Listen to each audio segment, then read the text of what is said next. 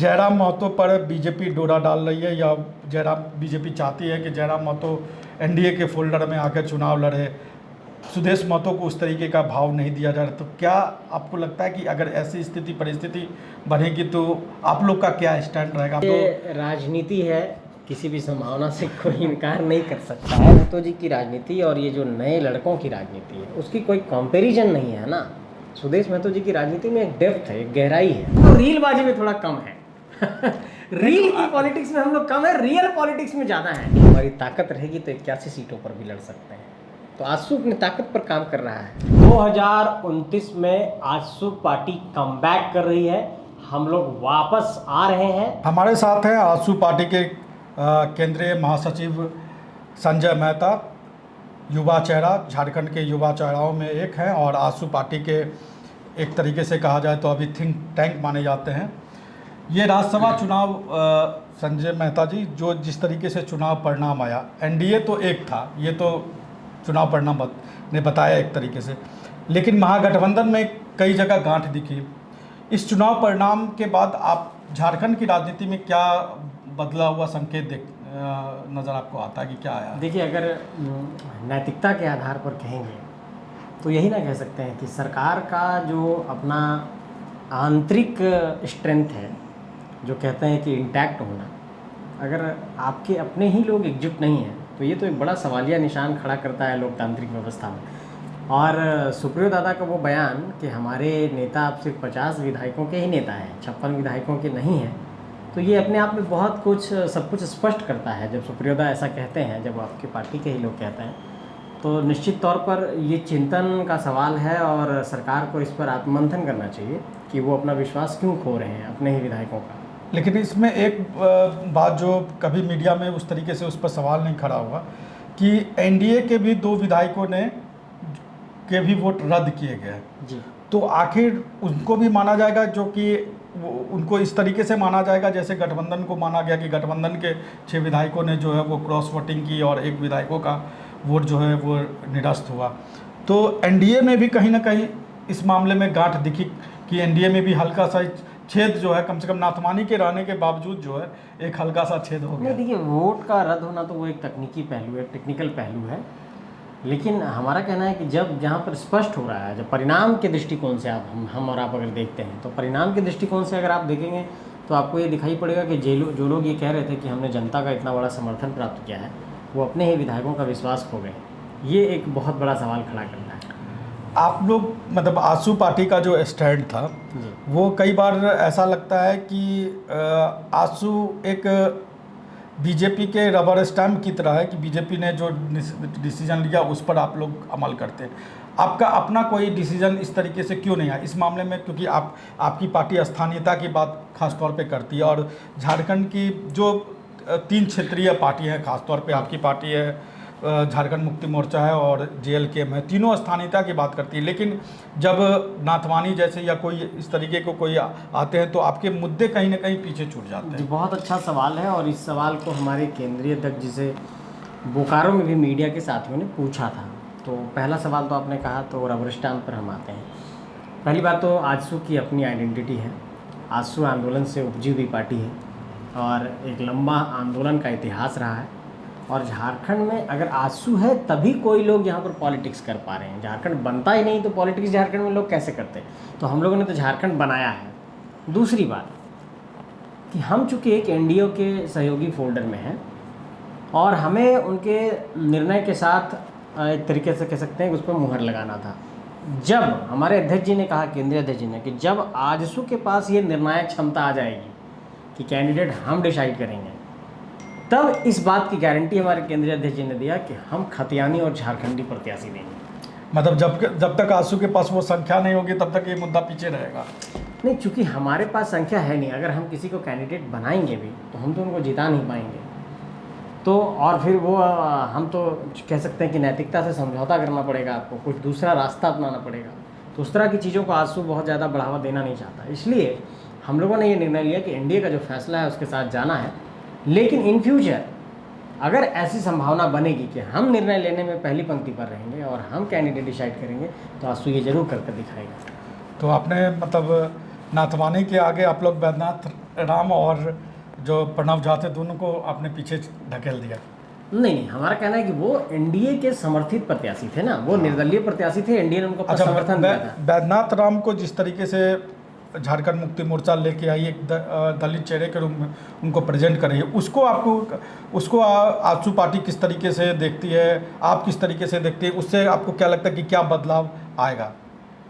देखिए, अभी हमने ना जेएमएम का देखा कि झारखंड के अंदर जो जन मुद्दे हैं और झारखंड में जो सोशल इंजीनियरिंग और सोशल जस्टिस की बात है, ये लोग करते हैं, बातें कहते ज़रूर हैं, लेकिन धरातल पर दिखाई नहीं देता। हाँ, ये एक सांकेतिक तौर पर ये हो सकता है कि बैद्यनाथ राम जी को राज्यसभा भेजना और एक संदेश देने की कोशिश करना, लेकिन उनको ये गौर करना पड़ेगा कि दलितों की स्थिति झारखंड के अंदर क्या है। आज दलितों के बच्चे कितने नौकरी में आ पा रहे हैं, दलितों का जो लिटरेसी रेट है वो कितना है, वहाँ पर दलित आदिवासियों के बीच में कितने बच्चे कुपोषित हैं। आप देखिए कि वेस्ट सिंहभूम को, पश्चिमी सिंहभूम को पूरे देश में सबसे पहले नंबर पर कुपोषित बच्चों के ज़िले में नाम है उनका।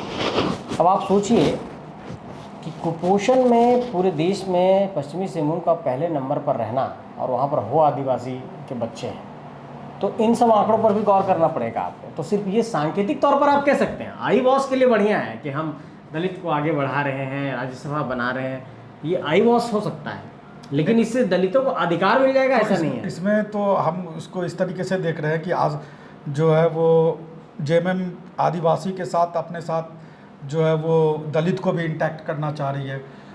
पॉलिटिक्स में तो लोग साधना ही चाहते हैं। हाँ, सामाजिक और सोशल इंजीनियरिंग करेंगे ही नहीं तो फिर तो आंसू, फिर जो आंसू के बारे में मूल तौर पे ये माना जाता है कि वो कुर्मी समाज का एक तरीके से वो प्रतिनिधित्व करते हैं। गलत तो धारणा है। हाँ, तो नहीं तो आप हमारे पास है ना दलित नेता, हमारे रामचंद्र सहीश जी पार्टी से मिनिस्टर रहे, एमएलए रहे और जुगसलाई से वो विधायक बने और बहुत साधारण घर से वो निकले होते। तो हम लोग भी तो प्लेटफॉर्म देते ही, ऐसा ही नहीं देते। कमल किशोर भगत दी आदिवासी नेता रहे, लोहरदगा से विधायक बने पार्टी से, तो हमने आदिवासी को भी विधायक बनाया है, दलित को भी विधायक बनाया है, कुर्मी भी विधायक बने हैं और सभी वर्गों को हम लोग स्थान देते हैं, ऐसा नहीं है। जब आपने कमल किशोर भगत की बात की तो मुझे याद आया कि उनकी पत्नी झारखंड मुक्ति मोर्चा में चली गई और जब इस तरह की स्थिति अभी हम लोग बंगाल में भी देखा हम लोगों कि जब ममता बनर्जी कमजोर हुई तो उनकी पार्टी के सांसद और विधायक उनको तो अवसर दिया हमारी पार्टी ने।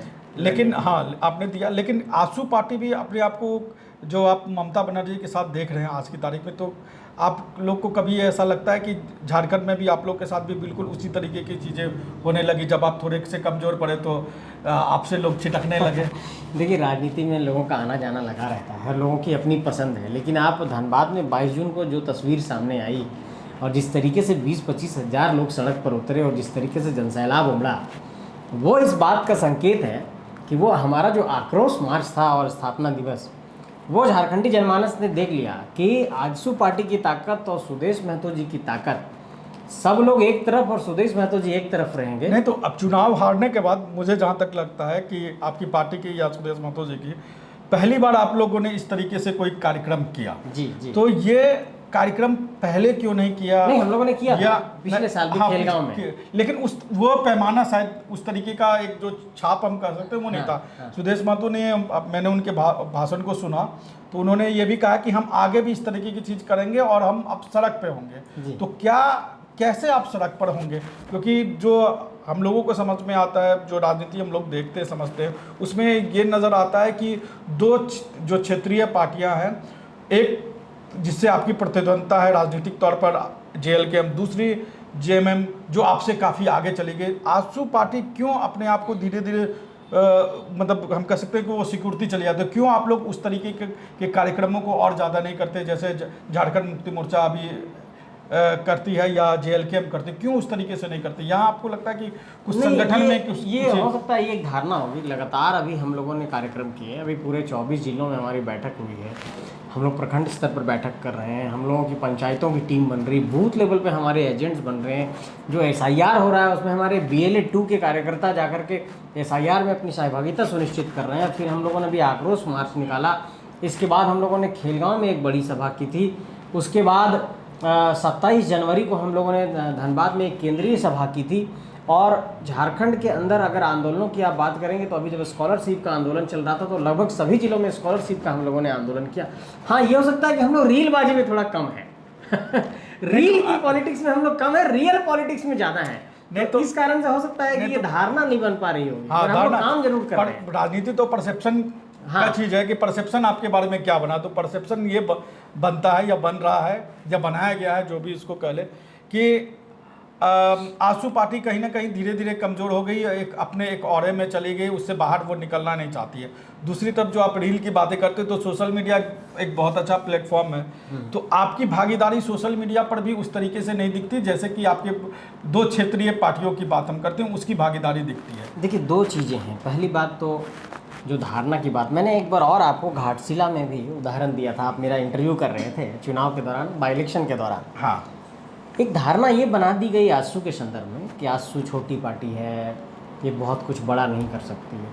आपको याद होगा कि इससे पहले का जो इलेक्शन था 2019 का इलेक्शन आजसू पार्टी अकेले लड़ी थी, ठीक है। 53 सीटों पर हम लोग लड़े थे और 53 सीटों पर लगभग 12 लाख वोट हम लोगों ने लाया था, 12 लाख से ज़्यादा ही वोट, ठीक है। आप जिसको हमारा प्रतिद्वंदी बता रहे हैं, जबकि वो हमारा प्रतिद्वंदी है नहीं, लेकिन मैं आपको आंकड़ा बता रहा हूँ। उन लोगों ने 71 सीटों पर इलेक्शन लड़ा और 71 सीटों पर लड़कर वो लोग लगभग 10 लाख वोट लाए। और 2024 में हम सिर्फ 10 सीटों पर चुनाव लड़े और हम 6,34,000 वोट लेकर के आए। नहीं तो आपके साथ बीजेपी का एनडीए का वोट इंटैक्ट था ना? नहीं, आप उनके साथ तो उस तरीके की चीज़ें नहीं थी। तो फिर उन 53 सीटों का आंकड़ा देख लीजिए। हम 53 सीटों पर 12 लाख वोट लाए, आप 71 सीटों पर 10 लाख वोट ला रहे हैं। हाँ। तो आप अगर आधार देखेंगे, वोटिंग का आधार, तो आजसू का कम नहीं है। लेकिन चूंकि क्या है कि सुदेश महतो जी की छवि एक बहुत बड़े नेता के तौर पर है राज्य के अंदर, तो क्या होता है कि बड़े नेता जब थोड़ा सा चुनौती मिलती है या फिर थोड़ा उनको असफलता मिलती है तो चर्चाएं उन पर ज़्यादा होती हैं, तो इस कारण से ये धारणा बन गई है। लेकिन ऐसा नहीं है, सुदेश महतो जी में एक लीडरशिप है। देखिए, पहली बात तो ये समझिए कि वो किसी विरासत की बुनियाद से निकल कर सामने आए नहीं, वो संघर्ष से निकले। और मैं आपको एक बात बताना चाहता हूँ, झारखंडी जनमानस को ये समझने की ज़रूरत है। आदरणीय हेमंत सोरेन जी की पॉलिटिकल एग्जिस्टेंस इसलिए है कि एक डायनेस्टी को वो रिप्रेजेंट करते हैं, ठीक है।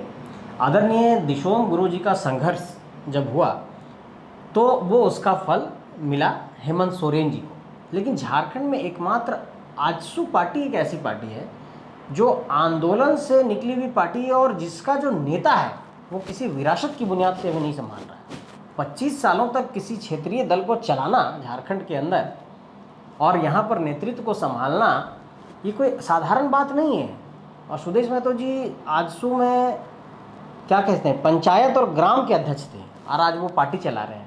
तो मुझे लगता है कि इस बात को झारखंड की जनता को समझने की ज़रूरत है कि जब इस स्टेट के अंदर 2 ही रिकॉग्नाइज्ड पॉलिटिकल पार्टियाँ हैं स्टेट की, एक जेएमएम और एक आजसू, तो इस बात को मान करके चलिए कि आजसू एक वैचारिक स्तंभ है इस राज्य का और इसको यूं ही ख़त्म नहीं किया सकता है, क्योंकि विचारधारा है ना, गांव-गांव में समाहित, कहीं भी चले जाइए आजसू का कार्यकर्ता आपको मिलेगा। हाँ, ये हो सकता है कि ये आज थोड़ा सा कहीं काम कर रहा होगा, कहीं दूसरे दल में चला गया होगा। आज विधानसभा को देखिए, 17-18 एमएलए जो हैं, हाँ, आजसू के हैं। आजसू के निश्चित तौर पर आपके योगेंद्र प्रसाद जी मिनिस्टर हैं, आजसू में थे। दीपक बिरुआ हो गए, दीपक बिरुआ जी जिला अध्यक्ष थे हमारे पार्टी में। आपके राधाकृष्ण किशोर जी आज मिनिस्टर हैं, आजसू में थे। तो एमटी राजा है। तो ऐसे बहुत सारे लोग हैं, उमाकांत रजक जी हैं, हाँ, जो आपको आजसू के मिलेंगे। तो ये आजसू स्कूल ऑफ पॉलिटिक्स है। हाँ, तो इस बिखरे सभी बारी बारी आजसू के लिए कह सकते हैं हम लोग के बिखरे सभी बारी बारी। देखिए, आजसू की एक खासियत है कि ये स्कूल ऑफ पॉलिटिक्स है, ये राजनीति सिखाता है। आज देश के अंदर 33% महिला रिजर्वेशन की बात हो रही है और सुदेश महतो जी ने इस परिकल्पना को 2010 में साकार कर दिया कि 50% रिजर्वेशन महिलाओं को पंचायती राज व्यवस्था में देते। मैं एक एग्जाम्पल बताता हूँ। रामगढ़ से एमएलए है ना ममता देवी जी, उस वक्त जिला परिषद की सीट महिला के लिए आरक्षित हो गई, जहाँ से वो जिला परिषद बनी ममता देवी जी, बाद में वो एमएलए बनी। आप कल्पना करिए कि जिला परिषद में महिलाओं को आरक्षण नहीं मिला होता और वो जिला परिषद नहीं बनती तो क्या आज वो एमएलए बनती? तो झारखंड के अंदर बुनियादी तौर पर महिलाओं को बहुत आगे बढ़ाया सुदेश महतो जी ने। आज जो महिलाएं इतना आपको जिला परिषद दिखती है झारखंड के अंदर, मुखिया दिखती है, पंचायत समिति दिखती है, प्रमुख दिखती है, उप प्रमुख दिखती है, ब्लॉक पे बीडीओ सीओ से बात कर रही होती है, डीसी के पास जाती है। तो आपको इसके अंदर ये देखना होगा कि इस पर 15 साल बहुत काम हुआ। पंचायती राज व्यवस्था में इनको एक अवसर मिला। भूषण बाड़ा क्या थे? एक मुखिया थे, एमएलए बने। राजेश कच्छप जी क्या थे? जिला परिषद सदस्य थे, एमएलए बने। तो ये काम सुदेश महतो जी ने किया है। लेकिन इन सब चीज़ों पर लोग सोच नहीं पाते इतना डेप्थ से, क्योंकि ये बहुत रैशनल बातें हैं ना, बहुत तार्किक बातें हैं, इतनी गहराई में लोग नहीं जा पाते हैं। नहीं, गहराई में नहीं जा पाते। अच्छा, एक बात बताइए, एक 2029 को लेकर आप लोग क्या सोच रहे हैं? क्योंकि वो हमें लगता है कि वो आसू पार्टी के लिए, झारखंड की राजनीति के लिए भी वो बहुत ही आप लोग के लिए तो कम से कम मुझे लगता है कि अग्नि परीक्षा जैसी होगी। तो हमारे विधायक जी ने कहा सदन के अंदर, उनसे सवाल किया गया था, उन्होंने कहा कि हमारी ताकत रहेगी तो 81 सीटों पर भी लड़ सकते हैं। तो आसू अपनी ताकत पर काम कर रहा है।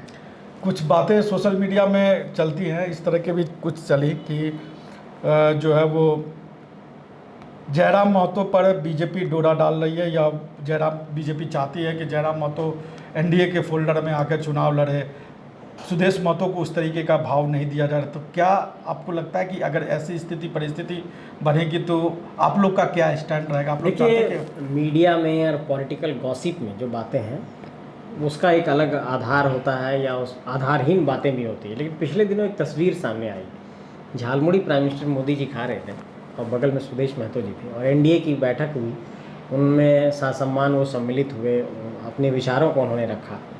तो देखिए, क्या कोई ऐसी आपको लगता है कि संभावनाएं हैं कि राजनीति में, क्योंकि एनडीए के फोल्डर में तो आप देखिए कि बिहार का ही हम आपको मतलब उसमें उदाहरण लेते हैं कि सम्राट चौधरी हैं, उसी जाति से आते हैं, मुख्यमंत्री हैं, और उपेंद्र कुशवाहा भी हैं। तो क्या ऐसा संभव है कि कभी ऐसी गुंजाइश झारखंड में भी देखने को मिल सकती है कि दो राजनीति है, किसी भी संभावना से कोई इनकार नहीं कर सकता है। लेकिन मैं एक बात कहना चाहता हूँ कि सुदेश महतो जी की राजनीति और ये जो नए लड़कों की राजनीति है उसकी कोई कंपैरिजन नहीं है ना।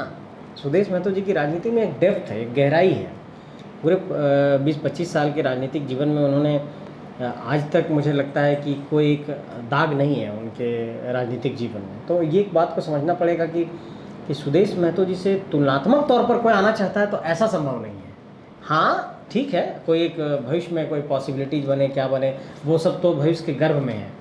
लेकिन एक बात मैं कहना चाहूँगा कि झारखंड की राजनीति में लीडरशिप का अभाव है, नेतृत्व का अभाव है। गुरु जी के बाद अगर इस दौर में देखें, गुरु जी का जब देहांत हुआ तो आपने देखा कि नेमरा में किस तरीके से भीड़ उमड़ा। इस दौर में हम जैसे लड़कों, जिन लोगों ने गुरु जी को बहुत नज़दीक से देखा, समझा, चाहे वो विनोद बाबू हों, चाहे ए.के. राय हों, चाहे गुरु जी हों, गुरु जी के बाद अब झारखंड में लीडरशिप का अभाव है। और उस लीडरशिप को अगर कोई भर सकता है तो सुदेश महतो जी भर सकते हैं। आप लीडरशिप की बात के मुख्यमंत्री हेमंत सोरेन की नहीं, मैं जो बात कह रहा हूँ, मैं राष्ट्रीय स्तर पर डिमांड हो रही है। मुझे बोलने दीजिए। मैं कहना चाहता हूँ कि लीडरशिप का अभाव इसलिए है क्योंकि अब यहाँ पर नेतृत्वकर्ता वैसे नहीं हैं जो 20-25 साल राजनीति को बहुत नज़दीक से देखे हों, जिन्होंने सत्ता को संभाला हो। सुदेश महतो जी की राजनीति की एक बहुत बड़ी खासियत ये है कि 20-25 साल उन्होंने देखा है सत्ता को बहुत नज़दीक से, एक संगठन को चलाए हैं और बहुत मतलब ज़मीन से निकल करके ऊपर तक आए हैं, और उनकी 30-35 साल की राजनीति और बची हुई है। तो इतने अनुभव का नेता, इतना समय जिसके बाद बचा हो, अब कोई दूसरा नेता झारखंड के अंदर है ही नहीं। इस बात को समझिए। तो लीडरशिप का अभाव मैं इसलिए कह रहा हूँ, मैंने पहले ही बात कहा कि कल्पना सोरेन इसलिए हैं क्योंकि वो हेमंत सोरेन जी की वाइफ है, और इसलिए वो बीच में बैठते हैं, एसपीडी से किनारे बैठते हैं। सभी और 80 एमएलए से नहीं बैठते हैं, 80 एमएलए को ये ट्रीटमेंट नहीं मिलता है। और हेमंत सोरेन जी इसलिए चीफ मिनिस्टर हैं क्योंकि गुरु जी का संघर्ष उनके साये में है। सुदेश महतो जी के साथ ये नहीं। उन्होंने तो मतलब परफॉर्म करके तो दिखा दिया ना पिछले चुनाव में कि जो गुरुजी जो नहीं कर पाए वो उन्होंने कर दिया। एक तो लगातार सरकार में आए, सीटों की झारखंड मुक्ति मोर्चा के विधायकों की संख्या अब तक के हिसाब से कहे तो सबसे ज़्यादा तक पहुंचा। तो क्या उस घोंसले को उन्होंने खुद से बनाया था? वो तो गुरुजी ने बनाया था ना। नहीं तो उसको मजबूत तो किया, जो नींव गुरुजी ने डाला उसको मजबूत तो किया उन्होंने। तो एक बना बनाया आधार मिला ना। सुदेश महतो जी को बना बनाया आधार नहीं मिला था ना। हम इसलिए कह रहे हैं कि लीडरशिप, नेतृत्व क्षमता के कसौटी पर सुदेश महतो के सामने कोई नहीं है। आप ये बताइए कि आप तो दोनों के करीबी, अभी तो सुदेश महतो जी के करीबी हैं, इससे पहले जयराम के करीबी रहे। दोनों नेताओं के राजनीतिक क्षमता में आपको क्या अंतर नजर आता है? देखिए, मैं कहता हूँ आपको, मेरे जो पुराने भाई हैं, कह सकते हैं कि उनको एक लक फेवर किया। हम जैसे तमाम लड़कों ने अपना सब खून पसीना एक कर दिया। हम लोग इसलिए अलग हुए, काफ़ी साथी अलग हो गए, क्योंकि हम लोग एक सामूहिकता के भाव से संघर्ष करने निकले थे। आपको मलाल है इस चीज़ का अलग होने का? नहीं, मैं उसी को कंप्लीट कर रहा हूँ, लेकिन वो सेल्फ सेंटर्ड हो गए। तो हमने कहा कि हम सिर्फ इसलिए नहीं आए थे झारखंड की राजनीति में ये संघर्ष करने के लिए कि सिर्फ एक व्यक्ति के ऊपर सारा कुछ फोकस हो जाए। हम झारखंड को कुछ देना चाहते थे। तो उनको ये बात नहीं समझ में आई, वो हमेशा इसी बिंदु पर रह गए। तो हम लोगों ने अपना रास्ता किनारा कर लिया, और उसके बाद फिर हम लोगों ने ये सोचा कि अब क्या फ़ैसला लेना है। तो हम लोग आंसू के साथ आए। लेकिन मैं एक बात कहना चाहता हूँ कि अगर नेतृत्व की बात करेंगे तो मेरे उस पुराने भाई के पास ऐसा कोई मतलब कौशल नहीं है, वो बस लक फेवर कर रहा है। जिस दिन ये लक फेवर करना बंद हो जाएगा, उनकी सीढ़ी डाउन हो जाएगी। मैं मतलब इस बात को बहुत अंतःकरण से कह रहा हूँ, क्योंकि मैं जानता हूँ ना बहुत करीब से कि क्या तो क्या उनके साथ क्या लग, मतलब उन्होंने जो सीट चुनी विधानसभा में, नहीं, लक क्या फेवर क्या, मैं बता रहा हूँ। आप इस पॉइंट पे आ रहे हैं। तो झारखंड अलग होने के बाद से एक बड़ा पॉलिटिकल गैप रहा। कुछ नई एक्टिविटी जिस राज्य के अंदर नहीं हुई थी, हम लोगों ने वो नया एक्टिविटी किया। ये जो 2000 में जन्मे नौजवान जो अभी 25 साल के हो गए, या जिसको जेनजी कहते हैं आजकल, तो जेनजी का जो एक नया जेनरेशन निकला, उस जेनरेशन ने ना झारखंड आंदोलन को जाना, उस जेनरेशन ने ना ही डेप्थ से झारखंड को समझा, और उसके आंखों के सामने एक हलचल हम लोगों ने पैदा किया, राज्य के अंदर एक वाइब्रेशन पैदा किया। तो युवा मन ना बहुत चंचल होता है, तो वो वाइब्रेशन कनेक्ट कर लिया लोगों को। और चूँकि वो वाइब्रेशन जब कनेक्ट हुआ, तो उसमें हम लोग स्थानीयता की बात, विस्थापन की बात, पुनर्वास की बात, नियोजन की बात, झारखंडियत की बात, पलायन की बात, मजदूरों की बात, झारखंडियों की बात, ये करने लगे। तो झारखंडी कनेक्ट हुए। और ये सवाल भी जायज़ था, ये सवाल आज भी उतना ही मौजूद है, ये सवाल भी बहुत जायज़ था। लेकिन हुआ क्या कि जो सामूहिक तौर पर हम लोगों ने संघर्ष प्रारंभ करना शुरू किया, और हम लोगों ने जो एक चेहरा प्रोजेक्ट किया, तो प्रोजेक्ट करने के बाद उनको इस बात का भान हो गया कि जो हूँ मैं हूँ, और यहीं से सारी चीज़ें गड़बड़ हो गई, और उसके बाद फिर हम लोगों को अलग होना पड़ा। तो मैं यही कहना चाहता हूँ कि लक इसलिए फेवर कर रहा है क्योंकि नौजवानों की एक पीढ़ी जो है, जो कच्चा मन है, जो अभी तार्किक तौर पर नहीं सोच पाता है, वो थोड़ा जुड़ा हुआ है। लेकिन अगले कुछ समय के बाद जब वो गहराई को समझेंगे, और कई लोग वापस आ चुके हैं, लगभग तो अब बहुत लोग वापस आ चुके हैं, तो वो लोग भी किनारा कर लेंगे। क्योंकि हम तो यही मानते हैं कि सामूहिकता के भाव से राजनीति नहीं होगी तो राजनीति आगे नहीं बढ़ पाएगी। देखिए आजकल तो राजनीति जाति और समाज पर भी होती है, आज से नहीं सदियों से होती है, खासतौर पे भारत में और उत्तर भारत में तो विशेष तौर पे। तो जयराम महतो और सुदेश महतो दोनों एक ही समाज को से ताल्लुक़ रखते हैं। तो कई बार ऐसा होता है कि जैसे एक समाज के दो नेता अगर अलग अलग होते हैं तो उससे समाज को नुकसान होता है। तो ऐसा आपको लगता है कि जो ये समाज है उसको भी इससे जैसे झारखंड में अगर हम देखें तो हेमंत सोरेन एक आदिवासी समाज को रिप्रेजेंट करते हैं, तो उनकी ताकत, हेमंत सोरेन अगर मुख्यमंत्री है तो उनकी ताकत बढ़ी। आपकी ताकत आज के समय में, आज की तारीख में उस तरीके की नहीं है जैसे कि हेमंत सोरेन की, मतलब उस समाज की मैं बात कर रहा हूँ। हाँ। तो ये लगता है कि अगर हम लोग दो ध्रुव हैं उसकी वजह से ये चीज़ें हुई हैं। देखिए, वोटों के बिखराव के दृष्टिकोण से देखेंगे तो ये पहले दृष्टिकोण में सही लग सकता है, लेकिन अगर सामाजिक दृष्टिकोण से देखेंगे तो सामाजिक दृष्टिकोण में समाज भी ये समझता है कि उसका नेतृत्वकर्ता कौन है और उसको कौन सही तरीके से रिप्रेजेंट कर सकता है। तो उस मामले में तो हमेशा सुदेश महतो जी 20 ही रहेंगे। अभी मतलब देखिए, कोई तुलना नहीं की जा सकती है ना, कोई तुलना ही नहीं है। एक 25 साल की राजनीति है और एक चंद लम्हों की राजनीति है। तो लम्हों की राजनीति से सदियों की राजनीति का आप नहीं कर सकते हैं। नहीं ठीक है, लेकिन उसने, जयराम महतो ने भी तो अपने आप को कम से कम उसने प्रूव किया। आगे भी चुनौतियां हैं, उनके लिए भी चुनौती है, 2029 उनके लिए भी चुनौती होगी। एक राजनीति में प्रतिबद्धता बहुत ज़रूरी है, और प्रतिबद्धता नहीं रहेगी तो आप नहीं टिक पाएंगे। आपको लगता है कि उनके अंदर वो प्रतिबद्धता नहीं है? हिल गए तो अभी राज्यसभा चुनाव में आपको क्या लगता है, उनका वोट किधर गया? अब मैं कैसे कहूँ, आप लोग पत्रकार लोग ज़्यादा सूचना रखते हैं। नहीं, आपके पास भी जानकारी होगी, आपके फोल्डर के साथ आए या उधर गए। अच्छा, सूचना आप लोग वहाँ ज़्यादा है। एक अभी मेरे जहन में एक बात आ रही थी, जब सुदेश महतो और जयराम महतो का जिक्र होता, तो एक शायद मेरे जहन में ये आया कि सूर्य सिंह बेसरा को लेकर आपकी एक टिप्पणी शायद सोशल मीडिया पर कोई आई थी, जो आपने। नहीं, ऐसा नहीं, हमने कहा कि वो सम्माननीय है, हाँ, उनका हम लोग आदर करते हैं, उनका सम्मान करते हैं, वो झारखंड को बहुत कुछ दे सकते हैं, लेकिन एक स्टेबिलिटी की ज़रूरत है, यही बात हम वो जिस तरीके से जयराम महतो या सुदेश महतो को टारगेट करते, आशु पाठी को उन्होंने अभी स्थापना दिवस अपने तौर पे आशु पाठी का मनाया, तो वो जिस तरीके से मतलब जयराम महतो या सुदेश महतो को टारगेट करते, तो इस वजह से आपको लगता है कि मतलब सुदेश महतो को वो टारगेट करते हैं, इस वजह से वो भी अपने आप को हम लोग उनको गार्जियन मानते हैं, अभिभावक हैं वो, और अगर कुछ बोलते हैं तो हम लोग उसको हल्के अंदाज में निकाल देते हैं, क्योंकि क्या है कि घर का अभिभावक सुदेश महतो जी जब भी उनसे मिले या कोई भी वैवाहिक कार्यक्रम में या कोई सामाजिक कार्यक्रम में, तो उन्होंने चरण स्पर्श करके उनका सम्मान किया, क्योंकि क्या है कि उनकी अपनी एक थॉट प्रोसेस है, उसी के साथ वो चलते हैं, अपने मन के वो मालिक हैं, तो हम लोग भी उसका सम्मान करते हैं कि ठीक है, कुछ बोल रहे हैं, कर रहे हैं, तो ठीक है, चलो कर लें। आप लोग उनकी बातों को गंभीरता से नहीं लेते हैं? गंभीरता क्या कहना, मतलब जो कर रहे हैं ठीक है, चलिए, ऐसा कुछ। अच्छा, ठीक है संजय जी, आपसे बातचीत हुई, कई चीज़ों पर बातचीत हुई, थोड़ी सी हल्की फुल्की बातचीत हुई, लेकिन एक जो सवाल है 2029 को लेकर अभी भी हम लोगों के मन में या कई पत्रकारों के मन में संशय होता है 2029 को देखते हैं, और आपकी जिस तरीके से राजनीतिक तैयारी। मैं आपके कैमरे पर बोल करके जा रहा हूँ, लाइव दैनिक के कैमरे पे आपके तमाम दर्शकों को, झारखंडी जनमानस को ये बताना चाहता हूँ, मेरे इस वॉइस को यहाँ पर रिकॉर्ड किया जा रहा है, 2029 में आजसू पार्टी कमबैक कर रही है, हम लोग वापस आ रहे हैं और झारखंडी जनमानस को ये बताएंगे कि नेतृत्व क्या होता है और कैसे झारखंडियों को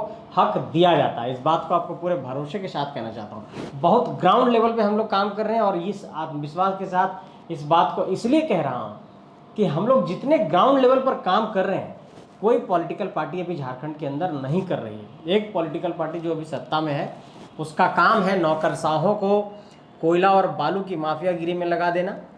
क्या यही झारखंड का सपना हम लोगों ने देखा था कि एक FIR का आवेदन देने जाइए तो आपको जेल भेज दिया जाएगा?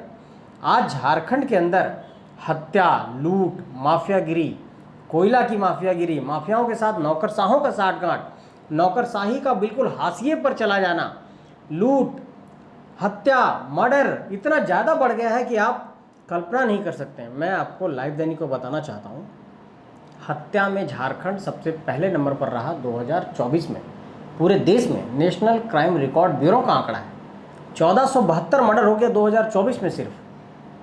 तो आपको ये आश्चर्य लगेगा कि आखिर झारखंड के अंदर इतने मर्डर की घटनाएं क्यों हो रही हैं। अभी हम लोग 2026 में हैं, 417 मर्डर अब तक हो गया 2026 में, 2025 में 1347 मर्डर हो गया। तो मेरा कहना है कि ये इतने मर्डर और रेप की घटना क्यों हो रही है। आज देखिए कि आपका नियुक्ति कैलेंडर सारा फेल हो गया, किसी नियुक्ति कैलेंडर को आप पूरा नहीं कर पाए। आपने कहा कि हम यहाँ पर OBC को आरक्षण देंगे, आप नहीं दे पाए। तो आप इन सब मुद्दों को लेकर सड़क पर क्यों नहीं आते? एकदम आ रहे हैं। आप गौर करिए मनीष जी कि जब सरकार ने ढोल पीटा कि हम पुनर्वास आयोग बना रहे हैं, और कितने बड़े बड़े सभी सत्ताधर के दल के विधायक ने या मंत्रियों ने पोस्ट किया कि झारखंड में पुनर्वास आयोग का गठन, अब मिलेगा विस्थापितों को हक। ऐसा लगा कि झारखंड में अब तो इससे पहले तो कभी विस्थापितों को हक ही नहीं मिला। क्या हुआ उस पुनर्वास आयोग का? तो सरकार देखिए, विस्थापितों के मुद्दे पर सरकार फेल, छात्रों के मुद्दे पर सरकार फेल, नौकरी के मुद्दे पर सरकार फेल, OBC के मसले पर सरकार फेल, आदिवासियों के मसले पर सरकार फेल। सूर्या हासदा का इनकाउंटर होता है, एक वर्ड नहीं निकालते हैं। ठीक है, भरत तिवारी जी के साथ गलत हुआ, नहीं होना चाहिए था इस तरह का इनकाउंटर, लेकिन JMM प्रदर्शन कर रही है झारखंड में, सूर्या हासदा पर नहीं की। हम करना चाहिए, अच्छी बात है, कर रहे हैं, लेकिन सूर्या हासदा पर भी वही आवाज़ उठाना चाहिए था, नहीं उठाए। तो इन सब सवालों पर झारखंड में एक जन चेतना जागृत करने की आवश्यकता है, ये मैं महसूस करता हूँ। नहीं तो विपक्ष भी उस तरीके से सवाल उठाया, विपक्ष ने अपने तौर पर सूर्या हासदा को लेकर प्रदर्शन किया, लेकिन कई बार हमें लगता है कि कई बार जो है ना, वो विपक्ष का काम मीडिया को ही करना पड़ जा रहा है, या कई बार सरकार का काम भी मीडिया कर देती है। नहीं, लेकिन हम लोग तो हर जगह पे हैं। देखिए, सूर्या हासदा के मामले में हम लोग गए मानवाधिकार आयोग में, आजसू पार्टी गई। आप लोग छात्रवृत्ति के मसले पर देखेंगे तो आंदोलन हम लोगों ने किया। सरकार के नौकरशाही एसपी डीसी की मनमानी के खिलाफ अभी हम लोगों ने धनबाद में आंदोलन किया। पिंडरा जोरा थाना का एक मामला था जिसमें 9 महीने से एक बच्ची गायब थी। हम लोग गए हाई कोर्ट, पूरा थाना सस्पेंड हुआ, एसपी को हटना पड़ा, डीआईजी को हटना पड़ा, आईजी को हटना पड़ा। तो हम लोग लड़ाई लड़ रहे हैं, हर मोर्चे पर लड़ रहे हैं। आखिरी सवाल आपका समय हमने काफ़ी कुछ ले लिया। जब आप कहते हैं कि सुदेश महतो और जयराम महतो की तुलना नहीं होनी चाहिए, दोनों अलग अलग चीज़ है, लेकिन हम एक आम दर्शक के नाते अगर हम दोनों की चीज़ों को देखते हैं कि कोई भी एक्टिविटी हो, कहीं कोई दुखद हादसा हो जाए, कहीं मजदूरों की बात आ जाए, तो हम लोग देखते हैं, आपके जुबानी उसको रीलबाजी कहेंगे, लेकिन हम देखते हैं कि जयराम महतो वहाँ होते हैं। सुदेश महतो इन सब स्थिति परिस्थिति में रामगढ़ में 7 मजदूरों की मौत हुई।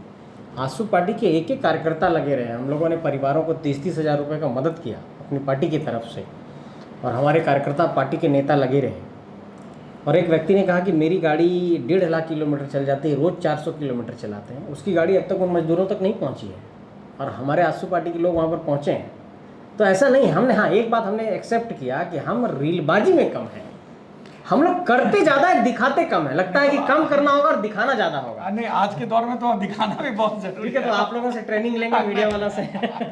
नहीं, ये आज के दौर की मजबूरी है, आज के दौर की राजनीति भी है। प्रधानमंत्री भी देखते हैं जहाँ जहाँ जाते हैं उसको दिखाते हैं। तो ठीक है, आप संजय मेहता जी से हमारी बातचीत हुई, अलग अलग विषयों पर उनसे बातचीत की और अलग अलग विषयों पर उन्होंने अपनी राय दी, और उन्होंने कहा कि 2029 में सुदेश महतो और आजसू पार्टी दोनों की वापसी होगी। हमें भी इंतजार रहेगा कि किस तरीके से 2029 में आजसू पार्टी का प्रदर्शन होता है। नमस्कार चौहान।